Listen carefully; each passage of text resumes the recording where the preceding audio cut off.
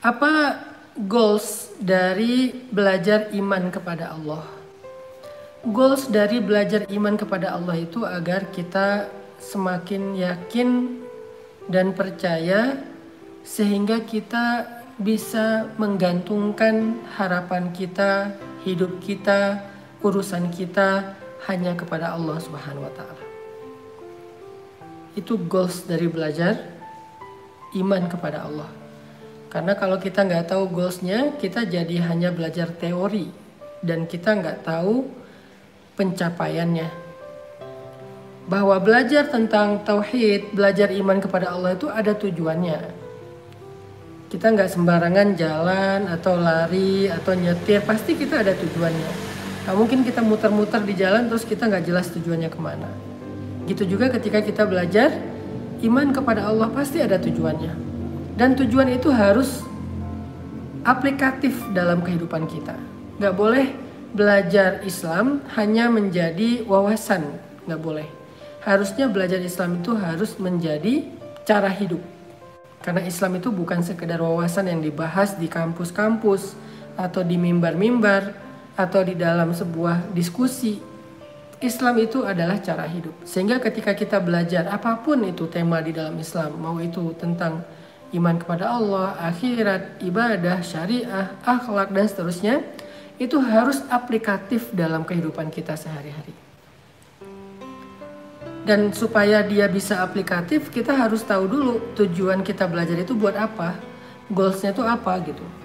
Nah, salah satu di antara goals belajar iman kepada Allah itu adalah biar kita nggak ngerasa kurang ketika kita kehilangan dunia.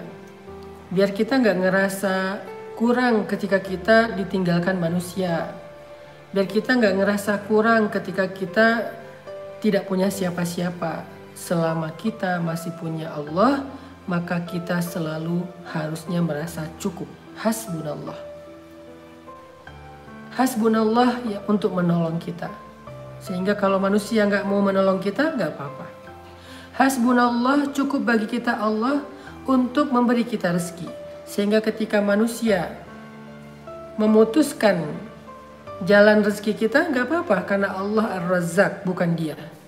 Bukan manusia, tapi Allah Ar-Razzaq, sang pemberi rezeki. Hasbunallah, cukup bagi kita Allah yang mengabulkan permintaan. Ketika manusia menolak permintaan kita, nggak apa-apa. Karena yang mengabulkan yang paling baik itu Allah. Dan masih banyak lagi pemaknaan aplikatif dari kalimat hasbunallah. Yang intinya adalah harusnya kita semakin yakin untuk bergantung, berserah, dan berpasrah kepada Allah Subhanahu wa ta'ala. Itu adalah goals dari kita belajar iman kepada Allah atau akidah. Nah, malam ini kita belajar iman kepada akhirat. Apa itu goalsnya? Apa goals dari belajar iman kepada akhirat? Salah satu goalsnya adalah biar kita lebih mencintai surga daripada dunia. Sehingga kita tidak menangisi dunia, kecewa karena dunia secara berlebihan. Kenapa? Soalnya kita lebih mencintai surga daripada dunia. Sehingga ketika kita berkurang urusan dunia, kehilangan hal-hal yang ada dalam kehidupan di dunia ini, kita tidak merasa seolah-olah kita kehilangan semua kebaikan. Kenapa sih penting mencintai surga lebih daripada dunia? Ya, penting banget. Karena ketika seseorang lebih mencintai surga daripada dunia, maka dia sudah punya modal perasaan yang paling mudah untuk bahagia. Kalau kata Imam Al-Ghazali, penulis kitab terkenal Ihya Ulumuddin, seorang ulama besar, ulama yang sangat cerdas, brilian, hebat, yang keilmuannya macam-macam, salah satunya adalah ilmu hikmah atau ilmu tasawuf. Beliau mengatakan dasarnya ilmu adalah mencintai akhirat lebih daripada dunia. Itu dasarnya ilmu. Arti dasarnya ilmu itu fondasinya ilmu. Jadi kalau kita nggak mencintai akhirat lebih daripada dunia, akhirat di sini artinya surga, maka kita seperti membangun sebuah bangunan yang besar tetapi nggak punya fondasi, sehingga digoyang sedikit roboh, ada guncangan sedikit ambruk. karena fondasinya nggak kuat. Itu adalah fondasinya ilmu. Sedangkan Nabi SAW mengatakan puncaknya ilmu, ra'sul hikmah makhafatullah. Puncaknya ilmu itu adalah takut kepada Allah. Jadi ada dasar atau fondasinya, ada puncak. Kalau diibaratkan sebuah bangunan, puncak itu berarti menara yang paling tinggi. Yang dari sana dia akan bisa melihat cakrawala, landscape. Udah nggak ada lagi yang lebih tinggi dari itu, adalah takut kepada Allah. Tapi dasarnya mencintai akhirat lebih daripada dunia. Sehingga ketika kita sudah mencintai akhirat lebih daripada dunia, saat kita kekurangan dunia, kehilangan dunia, kita nggak akan kecewa secara berlebihan. Kenapa? Karena kita akan bilang, toh masih ada akhirat. Yang penting akhirat saya tidak berkurang. Yang penting akhirat saya nggak hilang. Kalau berkurang dunia nggak masalah, asal tidak berkurang akhirat. Kehilangan dunia sedikit nggak masalah, asal tidak kehilangan akhirat. Dan itu jauh lebih mudah untuk seseorang bahagia. Jauh lebih mudah untuk seseorang lebih tahan banting terhadap ujian-ujian dalam kehidupan dunia. Kenapa? Karena dia punya modal cinta akhirat. Sehingga orang yang mencintai dunia lebih daripada akhirat, itu adalah penyakit yang paling bahaya. Yang kata Nabi, penyakit wahan. Saya kasih contoh nih. Saya kasih contoh tentang gimana mencintai akhirat itu memudahkan hidup kita di dunia. Memudahkan pilihan-pilihan kita dalam hidup di dunia. Ini salah satu contohnya ya.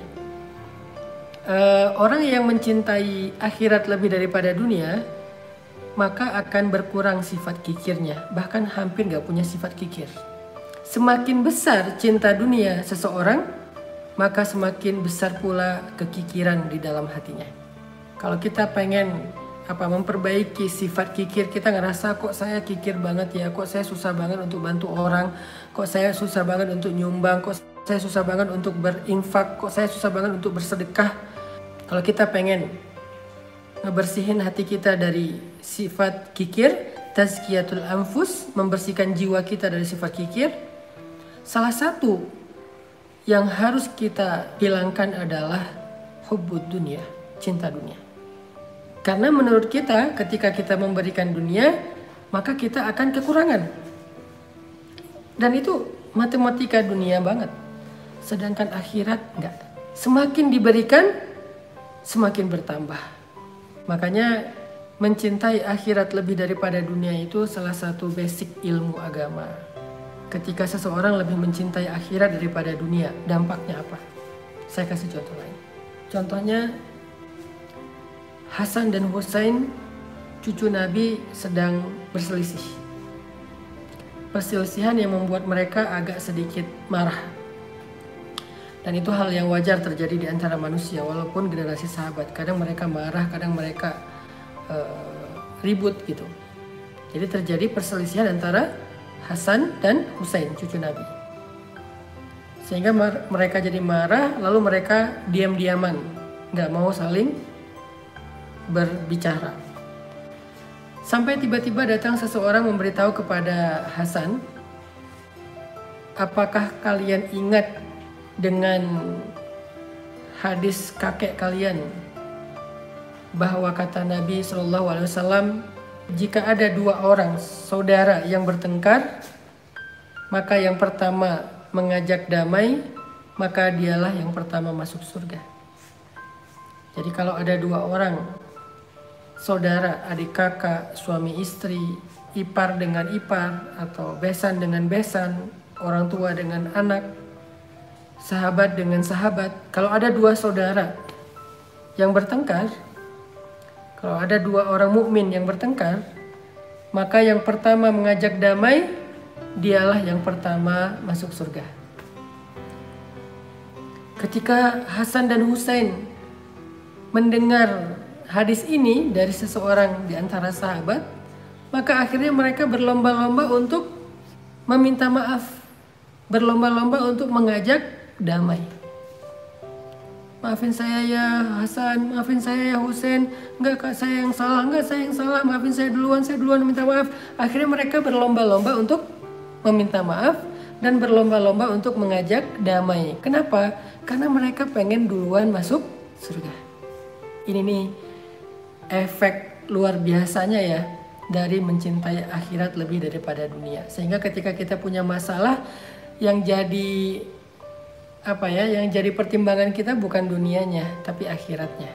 Misalnya kita lagi ribut sama teman gara-gara mungkin dia bercanda secara berlebihan, atau gara-gara mungkin dia memfitnah, atau gara-gara dia mungkin belum bayar utang, atau gara-gara mungkin kita berbeda pendapat, atau apapun lah itu urusan dunia, kita ribut sama teman kita. Kalau kita ribut kemudian yang kita pertimbangkan itu, yang kita pertahankan itu hanya urusan dunia, ego, materi, nama baik, dan berbagai macam hal yang menjadi perasaan kita tentang dunia, kita akan sulit sekali untuk berdamai. Enak aja damai, dia udah ngecoreng nama saya. Enak aja damai, dia udah ngejelekin saya. Enak aja damai, dia nggak bayar utang. Enak aja damai, dan seterusnya dan seterusnya. Kita jadi susah untuk berdamai karena yang kita pertahankan itu urusan dunia. Kita akan merasa rugi setelah kita disakiti, malah kita maafin. Jadi rugi menurut kita. Ini kalau cinta dunia. Tapi kalau cinta surga, cinta akhirat, kita akan punya logika yang berbeda. Logikanya apa? Kalau saya maafin, Allah akan maafin kesalahan saya. Kalau saya maafin, saya masuk surga duluan. Kalau saya maafin, Allah akan ridho dan akan memberikan kepada saya, mengangkat derajat saya di akhirat. Kalau saya maafin, nanti saya akan ringan hisabnya. Kalau saya maafin, nanti saya akan mudah siratnya, dan seterusnya. Sehingga karena pertimbangan-pertimbangan akhirat, kita pun akan lebih mudah menyelesaikan konflik dalam kehidupan kita di dunia. Jadi jangan selalu yang jadi pertimbangan kita itu dunia. Karena kalau semuanya dipakai logika atau matematika dunia, kita tuh akan capek. Lalu kita akan merasa rugi terus. Kita akan merasa kurang terus. Kita akan merasa gelisah terus. Kenapa? Karena matematika kita selalu urusan dunia. Sebaliknya kalau matematika kita adalah akhirat, kita akan lega, kita akan mudah, kita akan cepat ridho, puas, kita akan lapang dada. Kenapa? Karena akhirat itu lebih baik daripada dunia.